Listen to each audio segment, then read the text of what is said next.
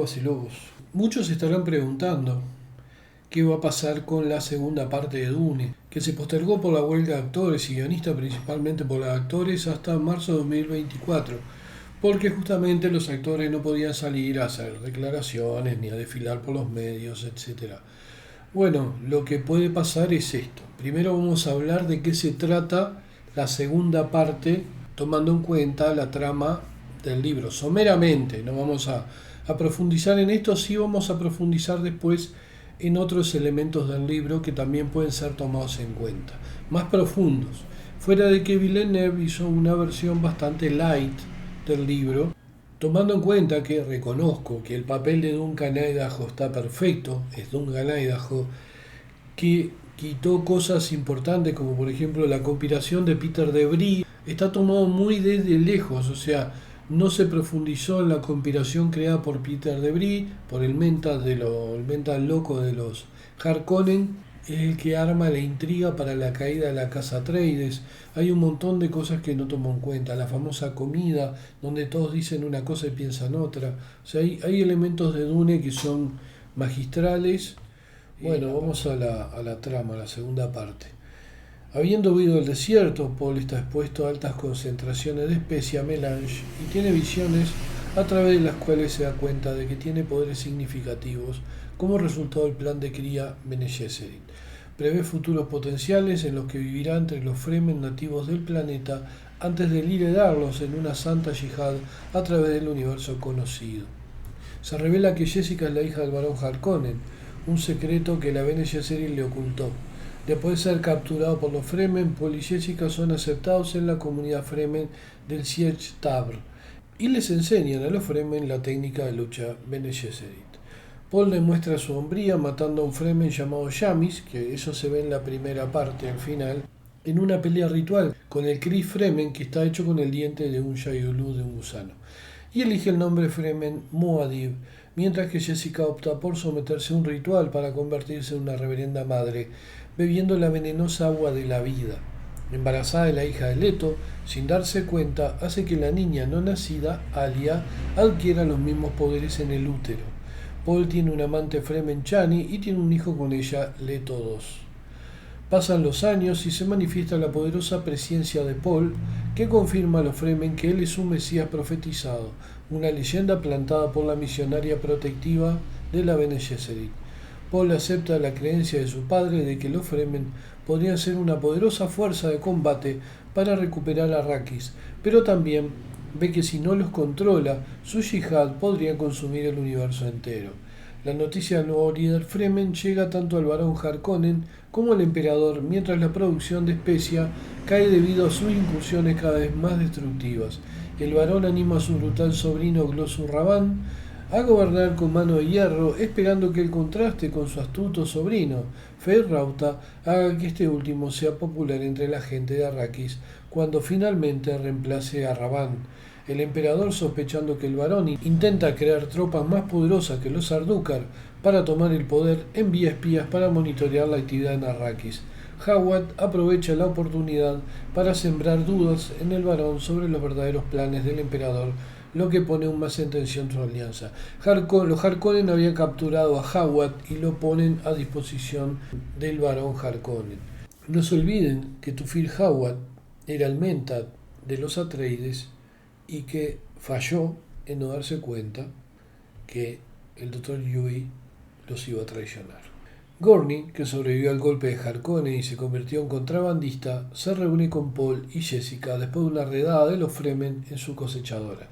Gurney, creyendo que Jessica es traidora, amenaza con matarla, pero Paul lo detiene. Paul no previó el ataque de Gurney y concluye que debe aumentar su presencia bebiendo el agua de la vida, que tradicionalmente es fatal para los hombres.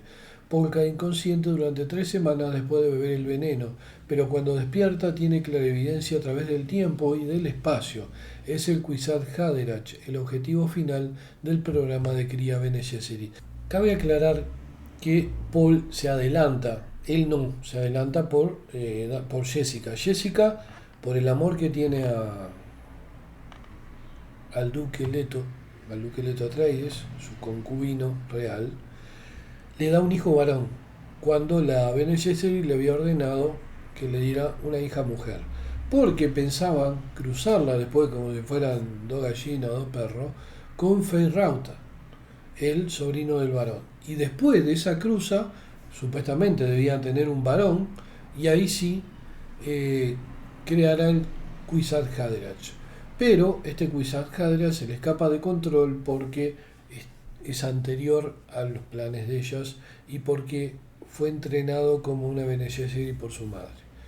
Paul siente que el emperador y el varón están acumulando flotas alrededor de Arrakis para sofocar la rebelión Fremen y prepara a los Fremen para una gran ofensiva contra las tropas Harkonnen. El emperador llega con el varón a Arrakis. Las tropas del emperador toman un puesto de avanzada Fremen, matando a muchos, incluido el joven Leto II, mientras que Alia es capturada y llevada ante el emperador. Al amparo de una tormenta eléctrica que corta los escudos defensivos de las tropas del emperador, Paul y los Fremen, montados en gusanos de arena gigante, asaltan la capital mientras Alia asesina al varón y escapa. O sea, el varón era su abuelo. Los Fremen derrotan rápidamente a las tropas Harkonnen y Sardaukar. Tomemos en cuenta que después, más adelante, el varón empieza a hablarle a Alia en las memorias de Alia y empieza a transformarla. Ella empieza a engordar, empieza a transformarse en cierto aspecto en el varón. Él empieza a dominarla con sus consejos enfermizos. Y Alia después, bueno, llega a una conclusión muy triste, creo que en Hijos de Dune. En Hijos de Dune, Alia es donde toma una decisión final al darse cuenta que está siendo dominada por su abuelo. Paul se enfrenta al emperador y amenaza con destruir para siempre la producción de especias, a menos que Shaddam abdique al trono. Feyrauta intenta detener a Paul desafiándolo a una pelea ritual con cuchillos, durante la cual intenta engañar y matar a Paul con una espuela venenosa en su cinturón. Paul toma ventaja y lo mata. El emperador cede a regañadientes el trono a Paul y promete la mano de su hija, la princesa Irulan. Cuando Paul toma el control del imperio, se da cuenta de que, si bien ha logrado su objetivo, ya no puede detener la Yihad Fremen, ya que su fe en él es demasiado poderosa para contenerla. Eso es más o menos el final de la segunda parte de Dune. Es mucho más compleja, tiene mucho más detalles. Podríamos estar 2 horas acá hablando de eso, lo cual la verdad ni yo tengo ganas ni ustedes creo que tengan ganas de escucharme 2 horas hablando de esto mismo.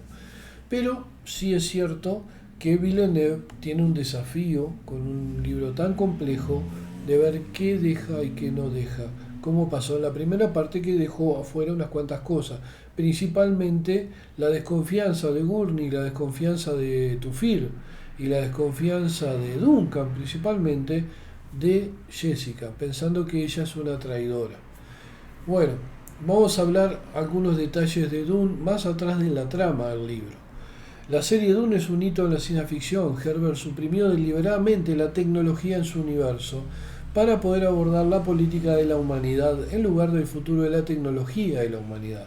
Por ejemplo, un evento prehistórico clave para el presente de la novela es la Yihad butleriana, en la que todos los robots y computadoras e inteligencias artificiales fueron destruidos, eliminando estos elementos comunes a la ciencia ficción de la novela para permitir centrarse en la humanidad. O sea, acá no van a encontrar un Yo Robot de Asimov, es todo lo opuesto.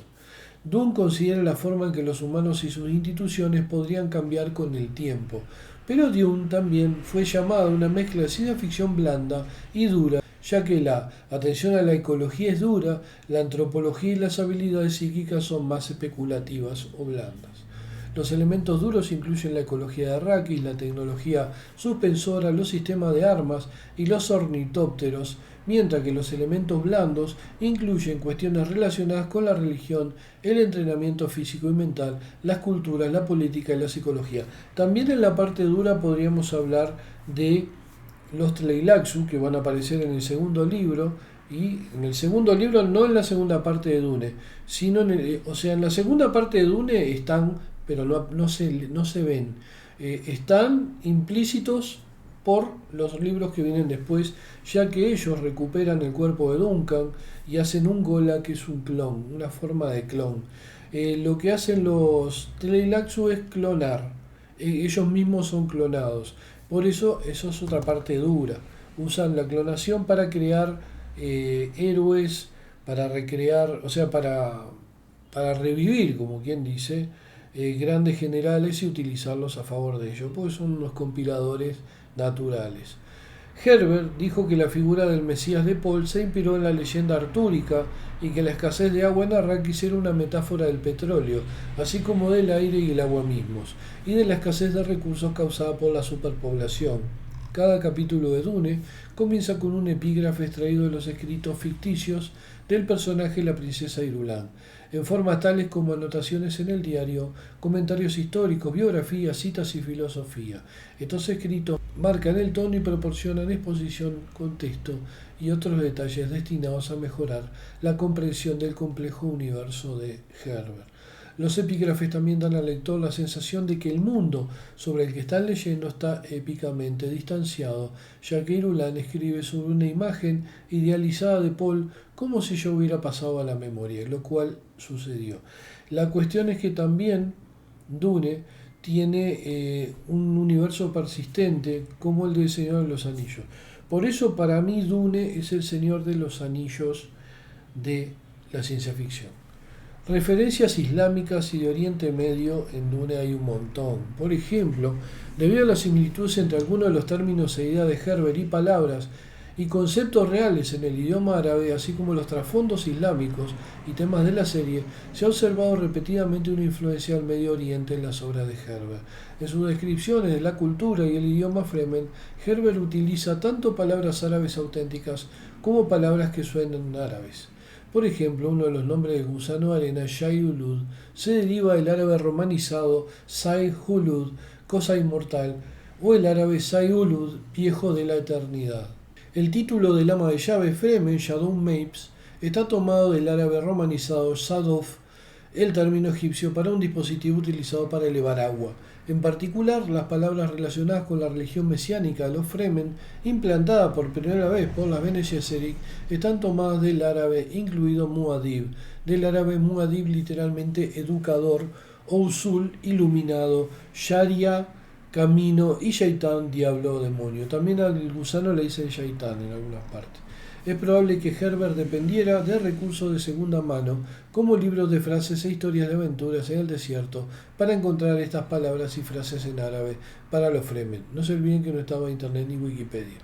Son significativos y cuidadosamente elegidos y ayudan a crear una cultura desértica imaginada que resuena con sonidos exóticos, enigmas y referencias pseudo-islámicas y tiene una estética claramente beduina.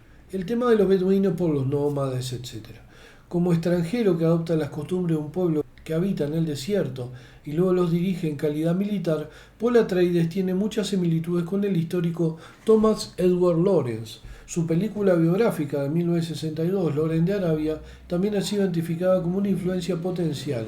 Los Sables del Paraíso, 1960, también ha sido identificada como una influencia potencial en Dune, con su descripción del Imán Yamil y la cultura islámica del Cáucaso, inspirando algunos de los temas, personajes, eventos y terminología de Dune. El entorno del planeta desértico Arrakis se inspiró principalmente en los entornos del Medio Oriente. De manera similar, Arrakis como bioregión se presenta como un tipo particular de sitio político. Herbert lo ha hecho parecer una zona pro-estado desertificada. El pueblo Fremen de Arrakis fue influenciado por las tribus beduinas de Arabia y la profecía Mahdi se origina en el Islam. La inspiración también se adopta de la historia cíclica del historiador medieval Ibn Khaldun y su de Abdullah al-Red, no está Abdullah al-Red aquí, no se preocupen, y su concepto dinástico en el norte de África, insinuado por la referencia de Herbert al libro de Khaldun Kitab al-Ibar, el libro de las lecciones.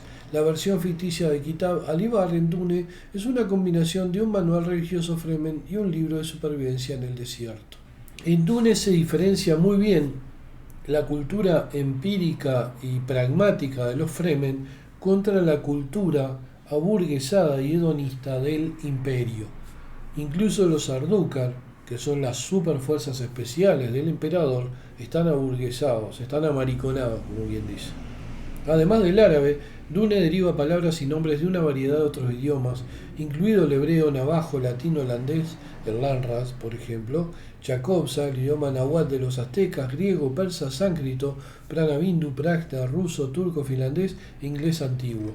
Bene Gesserit es simplemente la palabra para se habrá luchado bien, y también tiene el sentido de se habrá gestionado bien, lo que constituye una declaración del objetivo de la orden y una promesa de fidelidad a ese objetivo. A través de la inspiración de los sables del paraíso, también hay alusiones a la nobleza rusa y a los cosacos de la era zarista. Frank Herbert afirmó que la burocracia que duraba lo suficiente se convertía en una nobleza hereditaria, y un tema importante detrás de la familia aristocrática en Dune era la burocracia aristocrática, que consideraba análoga a la Unión Soviética, por eso la estética rusa de los Atreides. Dune ha sido llamado la primera novela de ecología planetaria a gran escala. Herbert esperaba que fuera visto como un manual de conciencia ambiental y dijo que el título estaba destinado a ser eco del sonido de la perdición. Después de la publicación de Primavera Silenciosa de Rachel Carson en 1962, los escritores de ciencia ficción comenzaron a tratar el tema del cambio ecológico y sus consecuencias. Dune respondió en 1975 con sus complejas descripciones de la vida en Arrakis, desde gusanos de arena gigantes, para quienes el agua es mortal, hasta formas de vida más pequeñas, parecidas a ratones, adaptadas a vivir con agua limitada. Los ambientalistas han señalado que la popularidad de Dune como novela, que describe un planeta como un ser complejo, casi vivo, en combinación con las primeras imágenes de la Tierra del espacio publicada en el mismo periodo, influyó fuertemente en movimientos ambientalistas como el establecimiento del Día Internacional de la Tierra. ¿Cómo me joden los tipos con la moto? Podrido me tiene. Si bien el género de ficción climática se popularizó en la década de 2010 en respuesta al cambio climático global real, Dune, así como otras obras tempranas de ciencia ficción de autores como Ballard, El mundo sumergido, y Kim Stanley Robinson con la trilogía de Marte, han sido retroactivamente considerados ejemplos pioneros del género. También Ballard, La sequía, hay unas cuantas. Ballard trabajó mucho sobre ese tema, muy bien. El imperio en Dune contiene características de varios imperios en Europa y el Cercano Oriente, incluidos el Imperio Romano, el Sacro Imperio Romano y el Imperio Otomano. Se ha comparado a Dune y su Imperio Galáctico con Decadencia y Caída del Imperio Romano de Edward Gibbon, que sostiene que el cristianismo, aliado con el despilfarro de la élite romana, condujo a la caída de la antigua Roma. Se destacan las similitudes entre las dos obras al resaltar los excesos del emperador en su planeta natal Keitain y el barón Harkonnen en su palacio. El emperador pierde su eficacia como gobernante por un exceso de ceremonia y pompa. A los peluqueros y asistentes que trae consigo Arrakis incluso se les llama parásitos. El barón Harkonnen es igualmente corrupto y materialmente indulgente. The Clean and Fall de Gibbon culpa en parte a la caída de Roma al surgimiento del cristianismo. Gibbon afirmó que esta importación exótica de una provincia conquistada debilitó a los soldados de Roma y la dejó abierta al ataque. Los luchadores Ardúcar del emperador no son rival para los Fremen de Dune, no solo por el exceso de confianza de los Ardúcar y el hecho de que Jessica y Paul hayan entrenado a los Fremen en sus tácticas de batalla, sino también por el fanatismo Fremen que los hace luchar hasta la muerte. Los Fremen anteponen a la comunidad ellos mismos en todos los casos, mientras que el mundo exterior se regodea en el lujo a expensas de los demás. Y los Ardúcar son como los marines yanqui, están aburguesados y no se quieren arriesgar para perder sus privilegios hedonistas. Cabe aclarar que se nota una leve influencia de la guerra de Vietnam, en el sentido de soldados yanquis con ultra tecnología peleando contra un Vietcong que prácticamente viven adentro del barro y son derrotados constantemente por fuerzas inferiores en tecnología, pero superiores en ferocidad y en el deseo de defender a su comunidad. El declive y la larga paz del imperio preparan el escenario para la revolución y la renovación mediante la mezcla genética de grupos exitosos y fracasados a través de la guerra, un proceso que culmina con la yihad liderada por Paul Atreides, descrita por Frank Herbert como una representación de la guerra como un orgasmo colectivo, basándose en The Sexual Cycle of Human Warfare de 1950 de Norman Walter, temas que reaparecerían en God Emperor of Dune, o sea, Dios Emperador de Dune, en el ejército exclusivamente femenino de habladoras pez de Leto II. Son insoportables. Creo que lo más flojo de Dune es Dios Emperador de Dune. A mí me resultó bastante insoportable, pero es imprescindible leerlo para acceder a las dos maravillas que vienen después, que son Herejes de Dune y Casa Capitular, que está al nivel para mí. La última novela de Dune, de Herbert, que es Casa Capitular, está al nivel de Dune, del libro, del primer libro. Es como que lo termina de una manera fantástica. O sea, no se va diluyendo la obra, sino que tiene un bajón en el medio y después una subida hasta un final apoteósico. La igualdad de género ya existía en Dune, no era necesaria. Toda esta igualdad, toda esta parafernalia barata de las feministas caviar, porque la ciencia ficción, esto, que tienen que ser más importantes, bueno, ya existía hace décadas. Hay escritoras como Úrsula Le Guin y bueno, y Frank Herbert también, ¿no?, que las incluye. Dentro de las comunidades Fremen, los Sietch, las mujeres disfrutan de una igualdad prácticamente total. Llevan armas, viajan en grupo de asalto con hombres, luchando cuando es necesario junto a ellos. Pueden asumir posiciones de liderazgo como Sayadina o como Reverenda Madre, si pueden sobrevivir al ritual de ingerir el agua de la vida, y ambos líderes religiosos del Sietch son consultados rutinariamente por el consejo exclusivamente masculino y pueden tener una voz decisiva en todos los asuntos de la vida, la seguridad y la política interna del Sietch. También están protegidas por toda la comunidad. Debido a la alta tasa de mortalidad entre los hombres, las mujeres superan en número a los hombres en la mayoría de los Sietch. La poligamia es común y las relaciones sexuales son voluntarias y consensuales. O sea que las mujeres Fremen no se horrorizan por un piropo. Igual dentro de todo yo estoy en contra del piropo, pues es una grasada, pero bueno, ya es un tema de cada uno. Como le dice Stilgar a Jessica, las mujeres entre nosotros no son tomadas en contra de su voluntad. Por el contrario, la aristocracia imperial deja muy poca capacidad de acción a las mujeres jóvenes de origen noble. Frecuentemente es el otro extremo, o sea, en los Fremes hay una democracia entre hombres y mujeres, hay una igualdad, mientras que en el Landrad, o sea, en las casas imperiales, no.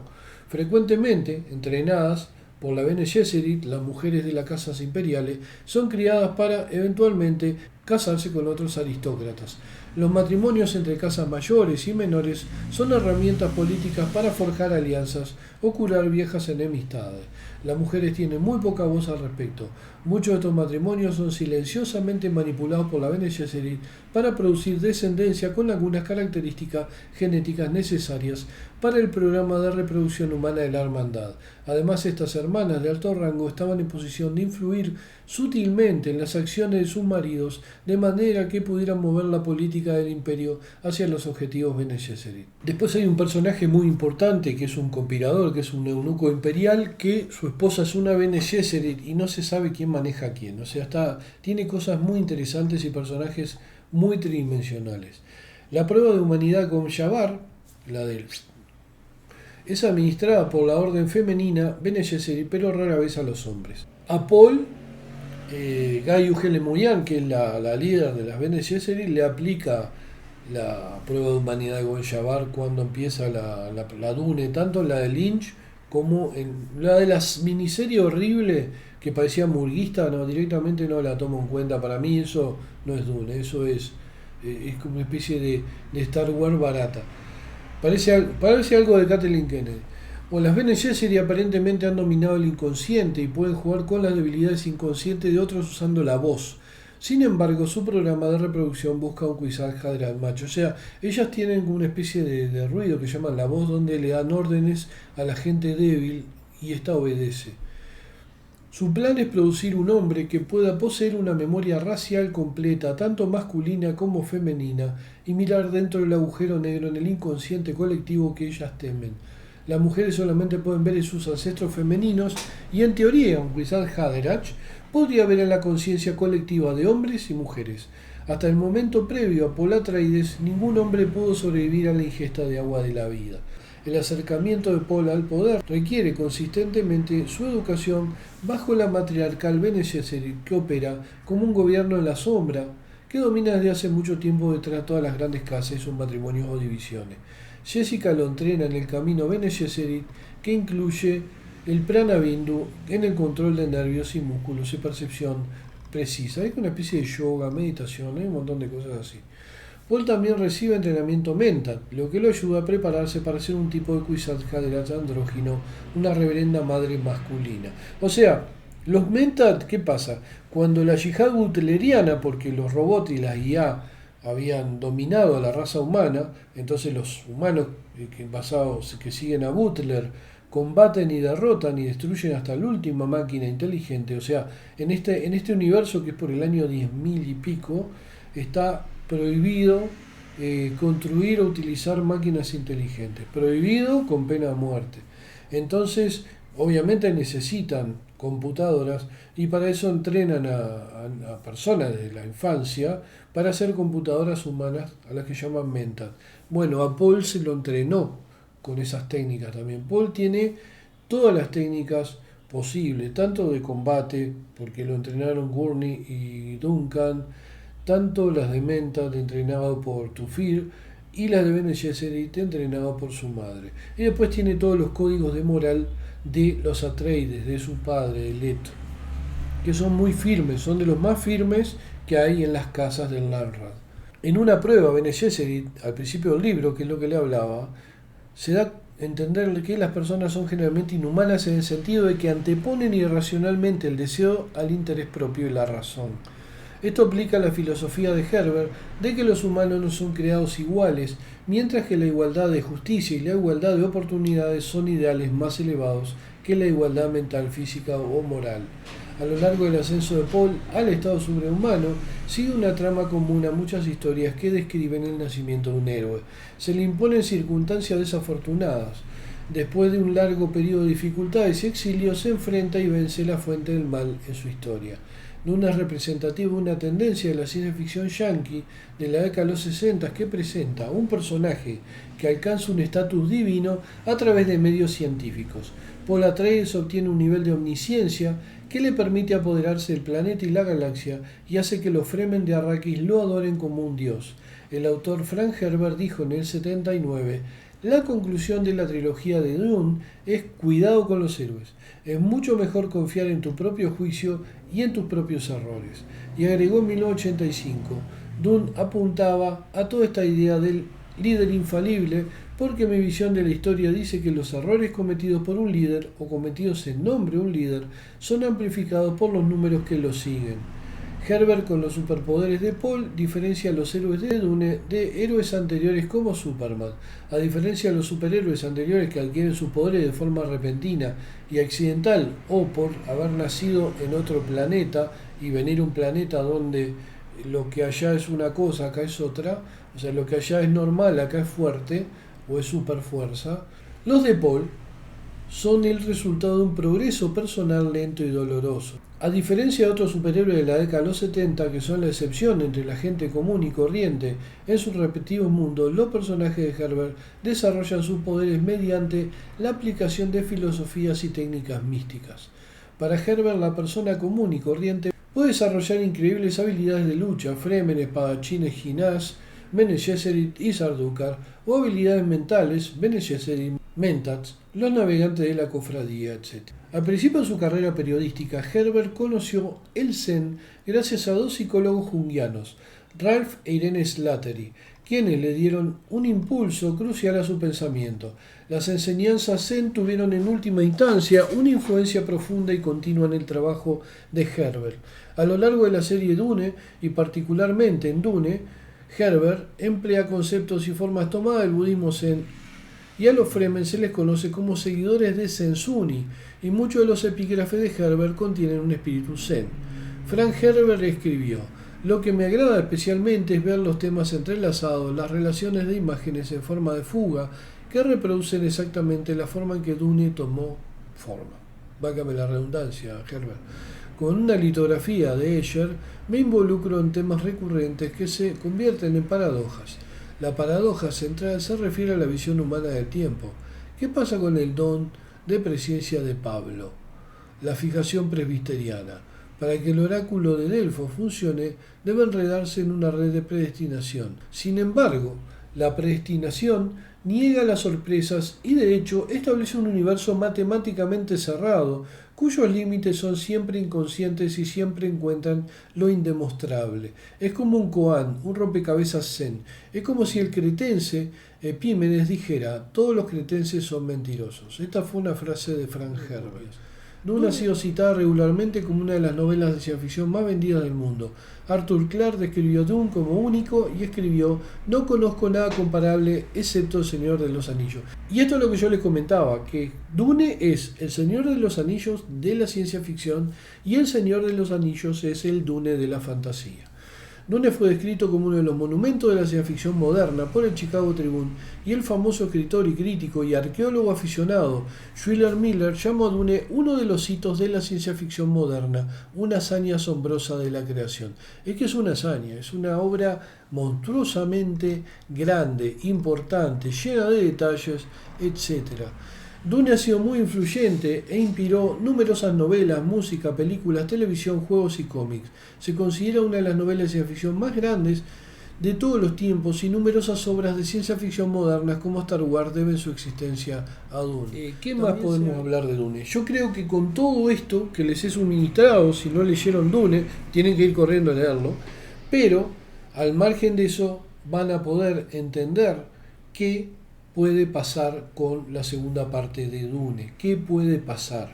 Porque Villeneuve ya vimos que es un muy buen director de cine, tomó unos personajes y los hizo exactos a los libros, posiblemente porque Duncan Idaho aparece en todos los libros, aparece en Nemesis, en todos.